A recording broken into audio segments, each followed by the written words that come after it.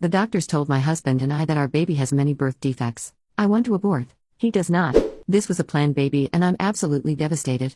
Me, 31 female, and my husband, 30 male, met in college and have been married for 6 years now. We have one son who is now 4 years old. I know some people are gonna wonder, but yes, we did discuss our moral and political views before even getting engaged and we're both pro-choice. When we were 21 and 20 we made a stupid mistake that ended in a pregnancy. We were both flat broke and not at all ready for kids. I decided to terminate and he fully agreed with and supported me. He loves our son so much and is an amazing father. He confided in me that he loved the idea of having a daughter as well. Luckily we're in a good financial place so I agreed and we started trying for a second baby. We conceived fairly quickly and were overjoyed. We also soon discovered that we're having a girl. My husband was so excited. As soon as he was told he went all out and started to plan her nursery. He asked our son to help him pick which shade of pink he wanted, which crib to get, what the theme should be, etc. It was also adorable. I don't want to reveal any personal medical history, so forgive me for being vague with the descriptions. At our last doctor's visit a few days ago we were given the news that our daughter has severe birth defects. They think that she could possibly survive the birth,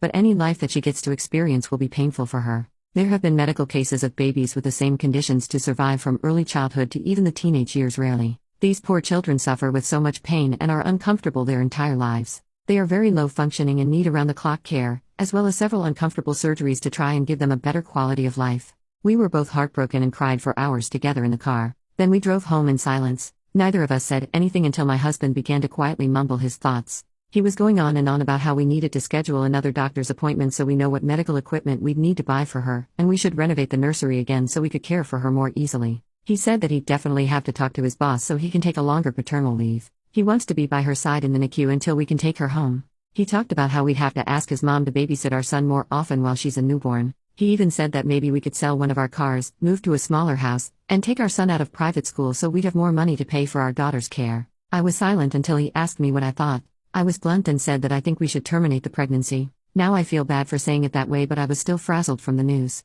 This made him very upset. He began to cry and ask why I don't want our daughter, even with disabilities. I mentioned our previous abortion. He said it was different because it was unplanned and we had no way to take care of the child. Now, we're in a pretty good place financially, so theoretically we could shoulder the cost of our daughter. I have a bit of personal history with this type of situation. My best friend in high school was at my house all the time because her parents were way too busy with her severely autistic older brother. They did love her, but she was pushed to the side her entire childhood. I told him this story. He said that we do better by our son and daughter and that my best friend's parents were stupid for having a second kid after they already had a disabled one. He then seemed hopeful for a minute, asked if I was just afraid. He promised that he'd be by my side the whole time and we could do this together. I told him it's not about fear. Our daughter will be in pain constantly if she's born alive. It would be a short and painful life for her. I love this baby so much already, I don't want her to suffer like that.